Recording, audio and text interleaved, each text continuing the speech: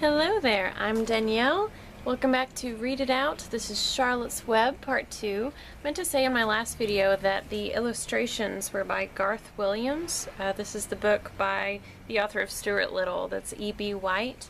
Also, I never really discovered how to correctly pronounce Mr. and Mrs. Arable or Arable's name. So several sources that I looked up said both. Or either, so I'm just gonna keep saying whatever I've been saying. After rewatching the last video, I discovered that I was sort of saying both anyway. So we'll just see how it goes. Without much further ado, let's go ahead and get into Chapter 4, Loneliness. The next day was rainy and dark. Rain fell on the roof of the barn and dripped steadily from the eaves. Rain fell in the barnyard and ran in crooked courses down into the lane where thistles and pigweed grew. Rain spattered against Mrs. Zuckerman's kitchen windows and came gushing out of downspouts. Rain fell on the backs of sheep as they grazed in the meadow. When the sheep tired of standing in the rain, they walked slowly up the lane and into the fold. Rain upset Wilbur's plans. Wilbur had planned to go out this day and dig a new hole in his yard. He had other plans, too. His plans for the day went something like this. Breakfast at 6:30.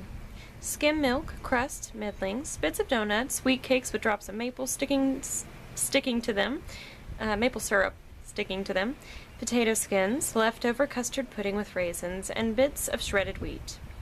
Breakfast would be finished at 7.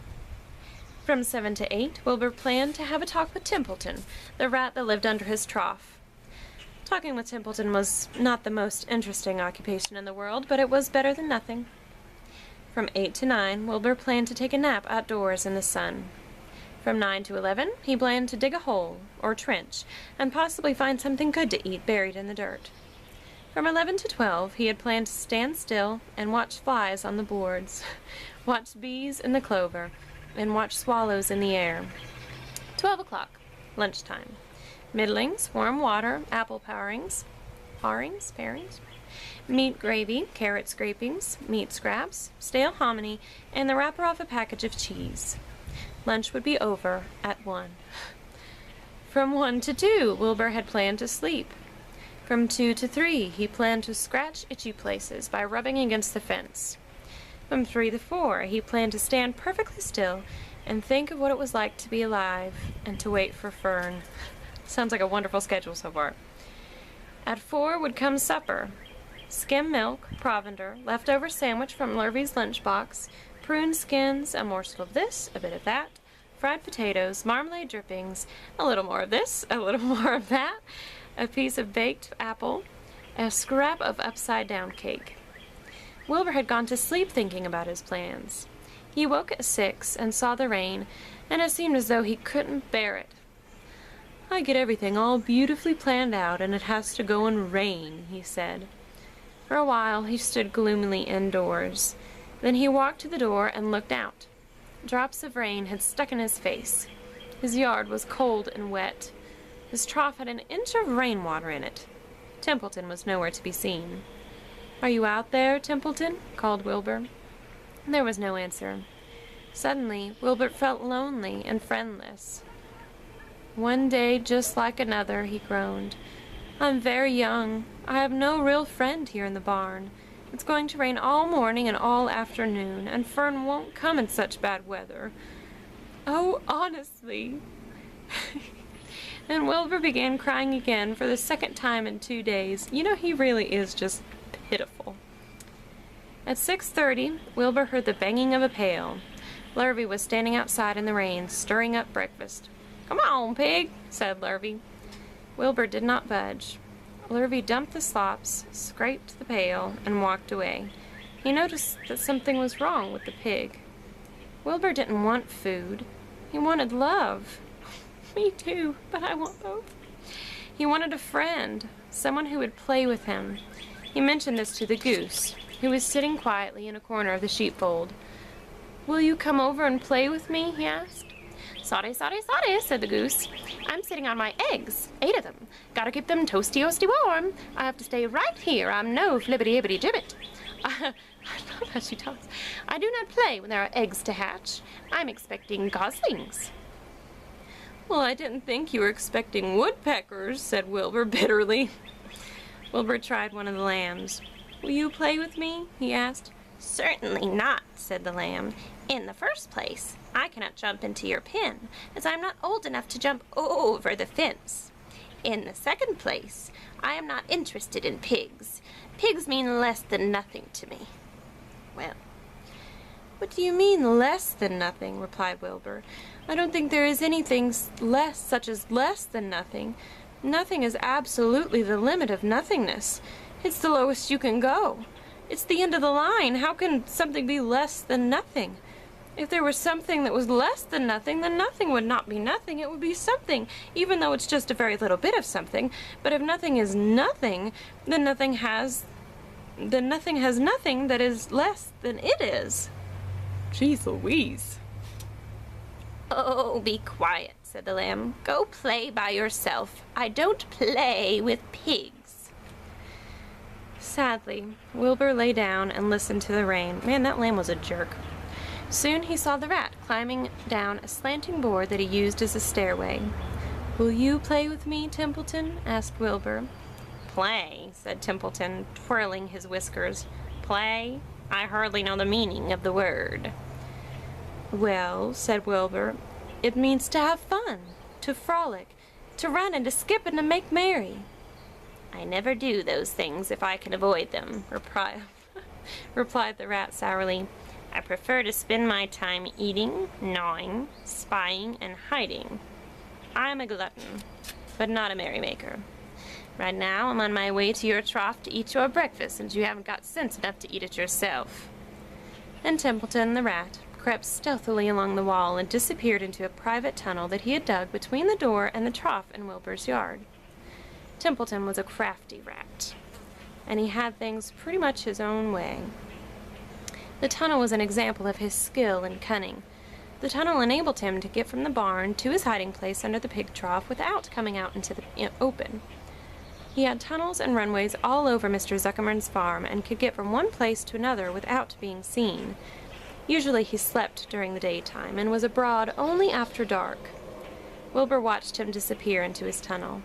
In a moment he saw the rat's sharp nose poke out from underneath the wooden trough. Cautiously, Templeton pulled himself up over the edge of the trough. This was almost more than Wilbur could stand. On this dreary, rainy day, to see his breakfast being eaten by somebody else. He knew Templeton was getting soaked, out there in the pouring rain, but even that didn't comfort him. Friendless, dejected, and hungry, he threw himself down in the manure and sobbed. Late that afternoon, Lurvy went to Mr. Zuckerman. I think there's something wrong with that pig of yours. He hasn't touched his food. Give him 2 spoonfuls of sulfur and a little molasses, said Mr. Zuckerman. Wilbur couldn't believe what was happening to him when Lurvy caught him and forced the medicine down his throat. It was certainly the worst day of his life. He didn't know whether he could endure the awful loneliness any more. Darkness settled over everything. Soon there were only shadows and the noises of sheep chewing their cuds, and occasionally the rattle of a cow chain up overhead. You could imagine Wilbur's surprise when out of the darkness came a small voice he had never heard before. It sounded rather thin, but pleasant. Do you want a friend, Wilbur? It said. I'll be a friend to you. I've watched you all day, and I like you. But I can't see you, said Wilbur, jumping to his feet. Where are you? And who are you? I'm right up here, said the voice. Go to sleep. You'll see me in the morning. How nice. All right, moving right along to chapter 5. Sorry, I need a little drink. Chapter 5, Charlotte. The night seemed long. Wilbur's stomach was empty and his mind was full. And when your stomach is empty and your mind is full, it's always hard to sleep. A dozen times during the night, Wilbur woke and stared into the blackness, listening to the sounds and trying to figure out what time it was. A barn is never perfectly quiet. Even at midnight, there is usually something stirring. The first time he woke, he heard Templeton gnawing in a hole in the grain. in the grain bin. Templeton's teeth scraped loudly against the wood and made quite a racket. That crazy rat, thought Wilbur. Why does he have to stay up all night grinding his clashers and destroying people's property? Why can't he go to sleep like any decent animal? The second time Wilbur woke, he heard the goose turning on her nest and chuckling to herself. "What time is it?" whispered Wilbur to the goose. "Probably about 11:30, said the goose. "Why aren't you asleep, Wilbur?" "Too many things on my mind," said Wilbur. "Well," said the goose, "that's not my trouble. I have nothing at all on my mind, but I have too many things under my behind. Have you ever tried to sleep while sitting on 8 eggs? "No," replied Wilbur. "I suppose it is uncomfortable. How long does it take a goose to... I'm so sorry. How long does it take a goose egg to hatch?" Approximately 30 days, all told," answered the goose. "But I cheat a little. On warm afternoons, I put a little straw over the eggs and go out for a walk." Wilbur yawned and went back to sleep. In his dreams, he heard the voice saying, "I will be a friend to you. Go to sleep. You'll see me in the morning." About half an hour before dawn, Wilbur woke and listened. The barn was still dark. The sheep lay motionless. Even the goose was quiet.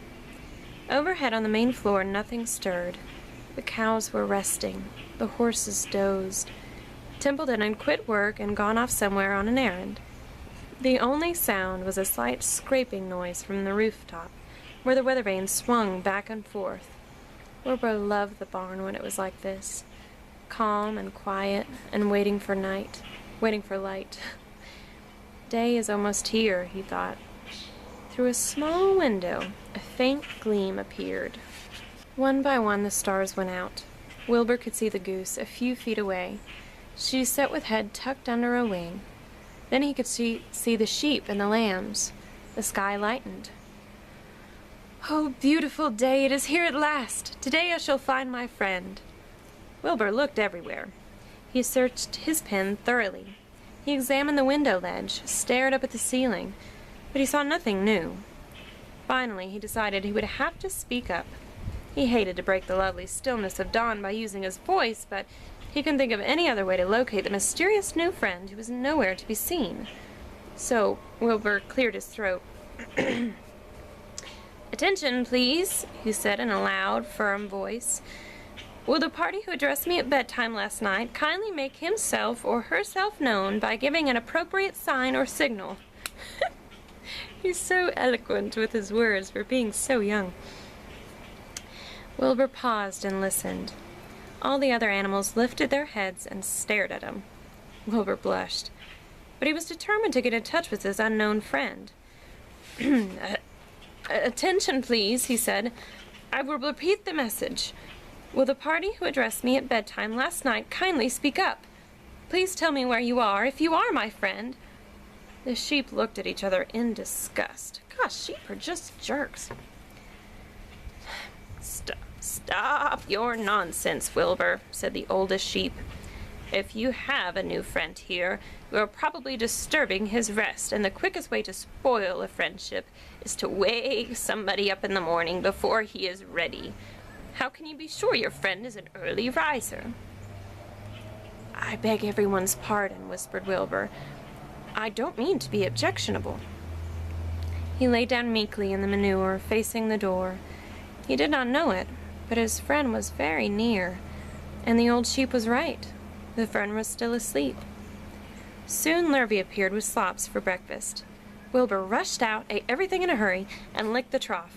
The sheep moved off down the lane. The gander waddled along behind them, pulling grass.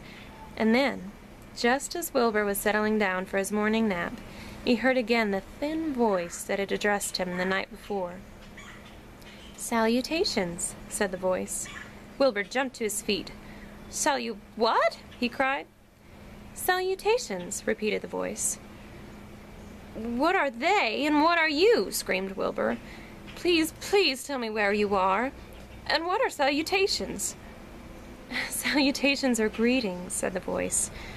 "When I say salutations, it's just my fancy way of saying hello and good morning. Actually, it's a silly expression, and I'm surprised that I use it at all. As for my whereabouts, that's easy. Look up here in the corner of the doorway. Here I am. Look, I'm waving. At last, Wilbur saw the creature that had spoken to him in such a kindly way. Stretched across the upper parts of the doorway was a big spider web, and hanging from the top of the web, head down, was a large gray spider. She was about the size of a gumdrop. She had 8 legs, and she was waving one of them at Wilbur in a friendly greeting. "See me now?" she asked. "Oh, yes, indeed," said Wilbur. "Yes, indeed. How are you? Good morning. Salutations. Very pleased to meet you. What is your name, please? May I have your name?" "My name," said the spider, "is Charlotte." "Charlotte what?" asked Wilbur eagerly. "Charlotte A. Kavatica, but just call me Charlotte." "I think you're beautiful," said Wilbur. "Well, I am pretty," replied Charlotte. "There's no denying that. Almost all spiders are rather nice looking. I'm not as flashy as some, but I'll do. I wish I could see you, Wilbur, as clearly as you can see me." "Why can't you?" asked the pig. "I'm right here." "Yes, but I'm nearsighted," replied Charlotte. "I've always been dreadfully nearsighted. It's good in some ways, not so in others. Watch me wrap up this fly." A fly that had been crawling along Wilbur's trough had flown up and blundered into the lower part of Charlotte's web and was tangled in the sticky threads. The fly was beating its wings furiously, trying to break loose and free itself. "First," said Charlotte, "I dive at him." She plunged headfirst towards the fly. As she dropped, a tiny silken thread unwound from her rear end. "Next, I wrap him up." She grabbed the fly, threw a few jets of silk around it, and rolled it over and over, wrapping it so that it couldn't move. Wilbur watched. Gotta show you another picture. There you go. She's wrapping him up in thread. Wilbur watched in horror. He could hardly believe what he was seeing, and although he detested flies, he was sorry for this one. "There," said Charlotte. "Now I knock him out, so he'll be more comfortable." She bit the fly. "He can't feel a thing now," she remarked. "He'll make a perfect breakfast for me." "You mean you eat flies?" gasped Wilbur. "Certainly. Flies, bugs, grasshoppers, choice beetles, moths, butterflies, tasty cockroaches, gnats, daddy-long-legs, centipedes, mosquitoes, crickets, anything that is careless enough to get caught in my web. I have to live, don't I?" "Why, yes, of course," said Wilbur. "Do they taste good?" "Delicious. Of course, I don't really eat them. I drink them, drink their blood. I love blood," said Charlotte, and her pleasant, thin voice grew even thinner and more pleasant. "Don't say that," groaned Wilbur. "Please don't say things like that." "Why not? It's true, and I have to say what is true. I am not entirely happy about my diet of flies and bugs, but it's the way I'm made. A spider has to pick up a living somehow or another, and I happen to be a trapper. I just naturally build a web and trap flies and other insects. My mother was a trapper before me. Her mother was a trapper before her. All our family have been trappers. Way back for thousands and thousands of years, we spiders have been laying for flies and bugs." "It's a miserable inheritance," said Wilbur gloomily. He was sad because his new friend was so bloodthirsty. "Yes, it is," agreed Charlotte, "but I can't help it. I don't know how the first spider in the early days of the world happened to think of this fancy idea of spinning a web, but she did, and it was clever of her too. And since then, all of us spiders have had to work the same trick. It's not a bad pitch on the whole." "It's cruel," replied Wilbur, who did not intend to be argued out of his position. "Well, you can talk," said Charlotte. "You have your meals brought to you in a pail. Nobody feeds me. I have to get my own living. I live by my wits. I have to be sharp and clever lest I go hungry. I have to think things out, catch when I can, and take what comes. And it just so happens, my friend, that what comes is flies and insects and bugs, and furthermore, said Charlotte, shaking one of her legs, do you realize that if I didn't catch bugs and eat them, bugs would increase and multiply to get so numerous they'd destroy the earth, wipe out everything? Really? Said Wilbur. I wouldn't want that to happen. Perhaps your web is a good thing after all. The goose had been listening to this conversation and chuckling to herself. There are a lot of things Wilbur doesn't know about life, she thought. He's really a very innocent little pig. He doesn't even know what's going to happen to him around Christmas time. He has no idea that Mr. Zuckerman and Lurvy are plotting to kill him. Jeez. And the goose raised herself a bit and poked her legs out a little, poked her eggs a little further under her so that they would receive the full heat of her warm body and soft feathers. Charlotte stood quietly over the fly, preparing to eat it. Wilbur lay down and closed his eyes. He was tired from his wakeful night and from the excitement of meeting someone for the first time. A breeze brought him the smell of clover, the sweet-smelling world beyond his fence. Well, he thought, I've got a new friend, all right. Well, what a gamble friendship is. Charlotte is fierce, brutal, scheming, bloodthirsty, everything I don't like. How can I learn to like her even though she is pretty and, of course, clever? Wilbur was merely suffering the doubts and fears that often go with finding a new friend. In good time, he was to discover that he was mistaken about Charlotte. Underneath her rather bold and cruel exterior, she had a kind heart, and she was to prove loyal and true to the very end. Chapter 6. Summer Days. The early summer days on a farm are the happiest and fairest days of the year. Lilacs bloom and make the air sweet, and then fade. Apple blossoms come with the lilacs, and the bees visit among the apple trees. The days grow warm and soft. School ends, and children have time to play and to fish for trouts in the brook. Avery often brought a trout home in his pocket, warm and stiff and ready to be fried for supper. Now that school was over, Fern visited the barn almost every day to sit quietly on her stool. The animals treated her as equal. The sheep lay calmly at her feet. Around the 1st of July, the work horses were hitched to the mowing machine, and Mr. Zuckerman climbed into the seat and drove into the field. All morning you could hear the rattle of the machine as it went round and round while the tall grass fell down behind the cutter bar in long green swaths. Next day, if there was no thunder shower, all hands would help rake and pitch and load, and the hay would be hauled to the barn in the high hay wagon, with Fern and Avery riding at the top of the load. Then the hay would be hoisted, sweet and warm, into the big loft, until the whole barn seemed like a wonderful bed of timothy and clover. It was fine to jump in, and perfect to hide in, and sometimes Avery would find a little grass snake in the hay, and would add it to the other things in his pocket.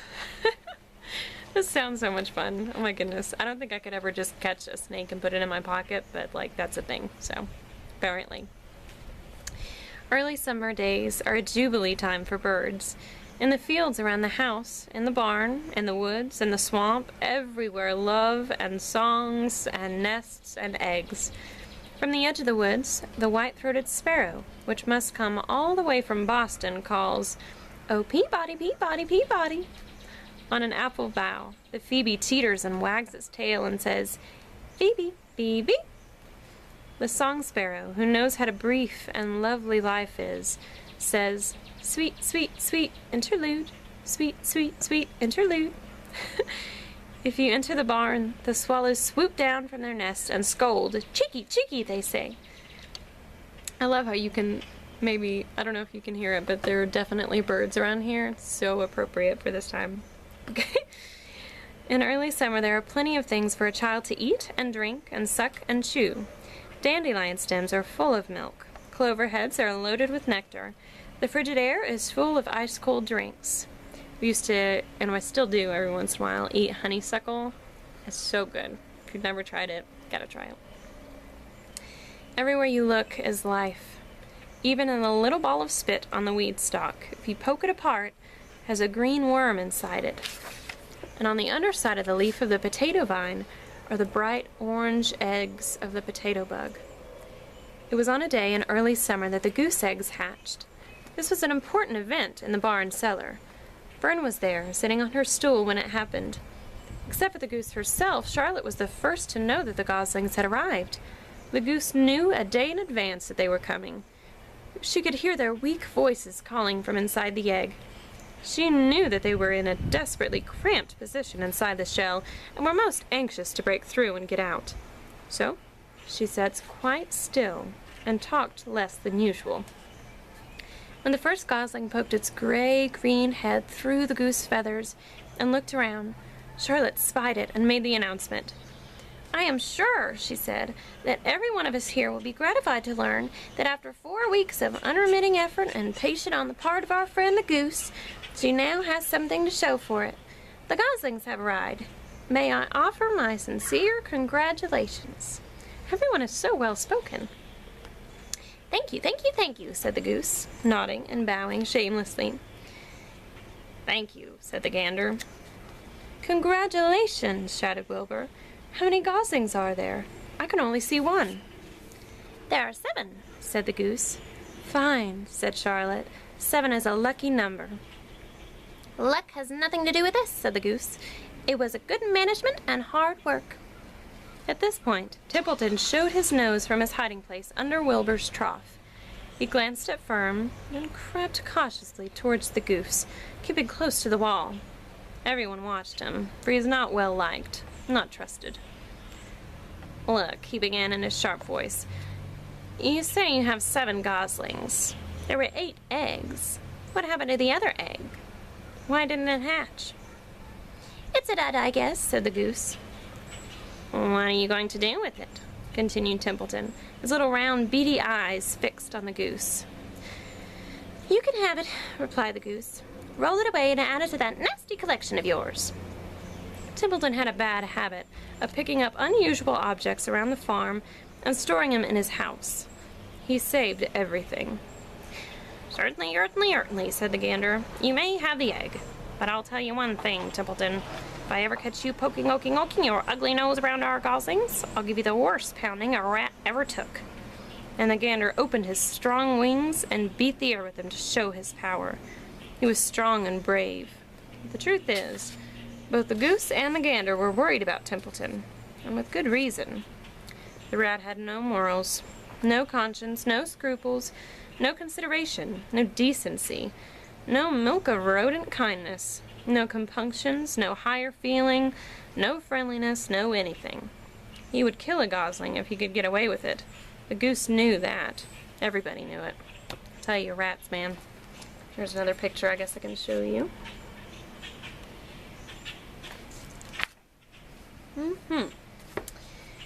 With her broad bill, the goose pushed the unhatched egg out of the nest, and the entire company watched in disgust while the rat rolled it away. Even Wilbur, who could eat almost anything, was appalled.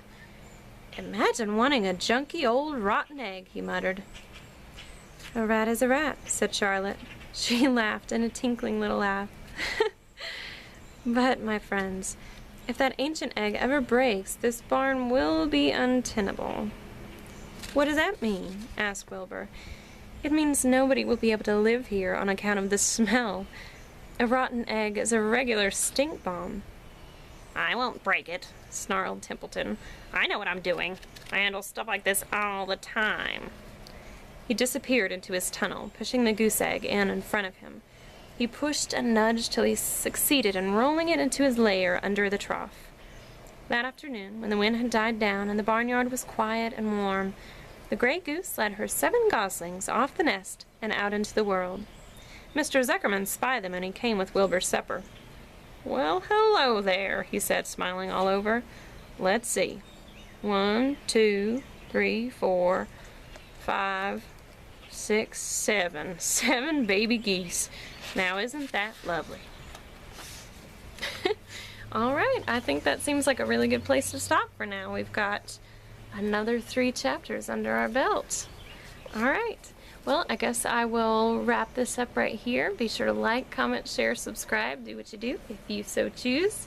and I will see you again real soon. Be sure to let me know in the comments what you think about Charlotte's Web and what you like about it, all that sort of different things. If you did anything as a kid that you can totally relate to in this book, or even if you didn't, like how I ate honeysuckle. That was my thing. It was super cool. I would love to hear about it.